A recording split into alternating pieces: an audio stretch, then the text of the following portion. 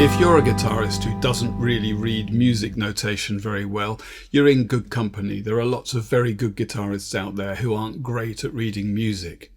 But guitar tablature is not only incredibly useful for jotting down picking patterns and riffs and melodies and so on, it's also very easy to learn. So let's look at the basics now.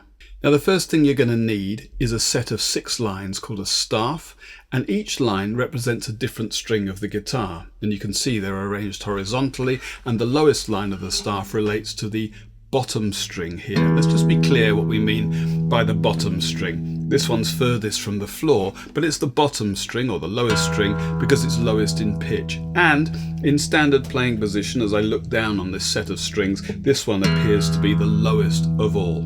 Okay, so they go in turn, the 5th string, the 5th line, and so on. And maybe a useful thing now would be to look at a chord shape. I'm going to take E7, and let's move that round 90 degrees so it's lying sideways on top of the tablature string lines, and you'll see exactly how they work. Now, if I wanted to notate the various strings and fret positions that are in the chord diagram on tablature, it would look like this.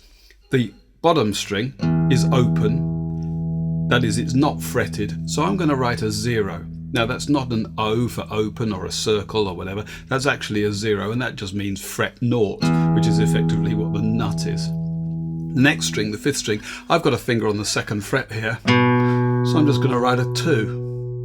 4th string's open, so there it is, another 0. My 1st finger here is on the 1st fret of the 3rd string, so I'm going to write 1 for that, and then the top 2 strings are both open, so 0, 0. So the whole thing,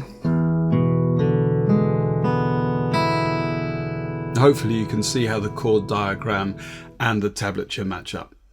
Now if I want to play all of those notes together, I can just stack them up in tablature like that, 0, 2, 0, 1, 0, 0, and that means I play them all at the same time. That should be fairly obvious. There's nothing there though that gives me any information on the rhythmic placement, whereabouts in the bar it comes, what kind of beat there is, or how long the notes last. I just know that I play them at the same time. We read tablature from left to right, obviously.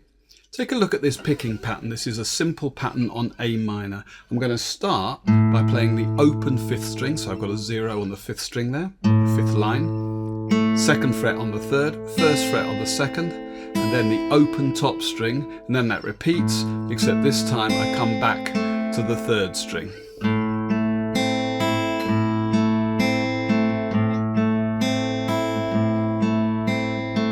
Now with this tablature, again, I've got no real idea of how to play this. I just know that they happen in sequence, so I'm just reading them like that.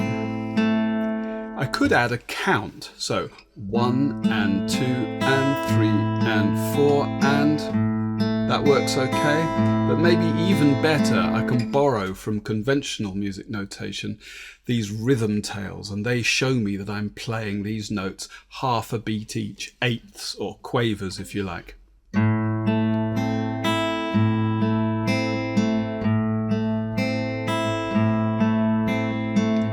So you'll see tablature with rhythm tails quite a lot, and that's pretty useful. Let's look at another example now.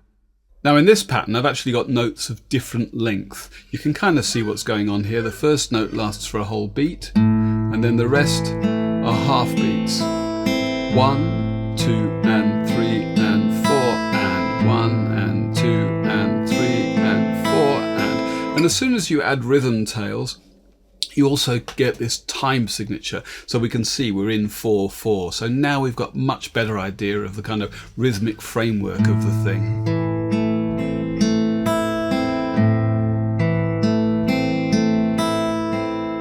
Now I did start off by saying that you don't really need to learn to read standard music notation, but take a look at this example.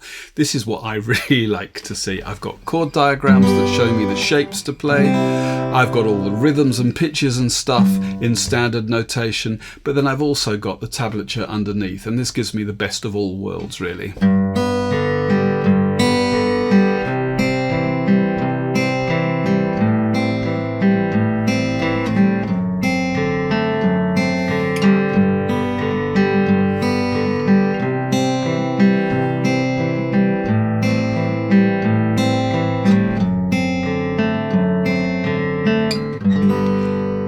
And this is very often how tab is used as an enhancement, if you like, to standard music notation.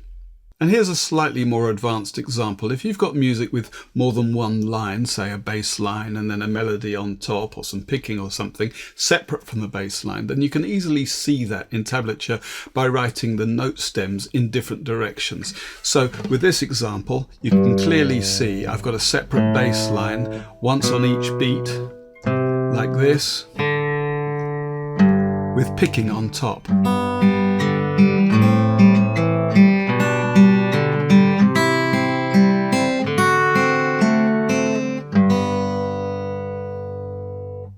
Okay, so that's all there is to it. Those are the basics. Now, of course, there are lots of extra specialized things depending on what sort of guitar music you play. But here are just 3 very common elements that you'll come across. In the first example, you can see that I've got a note on the open 3rd string, and then there's a note on the 2nd fret of that 3rd string, but they're joined with a bowed line called a slur, and that shows a hammer-on. So I'm going to pick the open 3rd string and bring my finger down, my 2nd finger onto the 2nd fret, sharply to create that hammer-on. If I add that to the bass note, then I've got that. So that's the whole of the first example. If I've got 2 notes joined by a slur and the second one has a higher fret number than the first one, I've got a hammer-on. And the opposite example, where the first of a pair of slurred notes has a higher number than the second one, is a pull-off. Okay, so I'm starting with a note on the 2nd fret of the 3rd string, and I'm pulling it off and pinging to create a note on the open 3rd string. The 2 together then.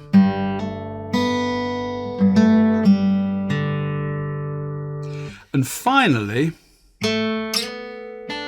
that's a slide. So I'm picking the first note, that's the 2nd fret on the 3rd string, and then I'm just sliding up to create another note on the 4th fret. And that's a little joining diagonal line that shows you a slide's going to happen there. And that's it, guitar tab.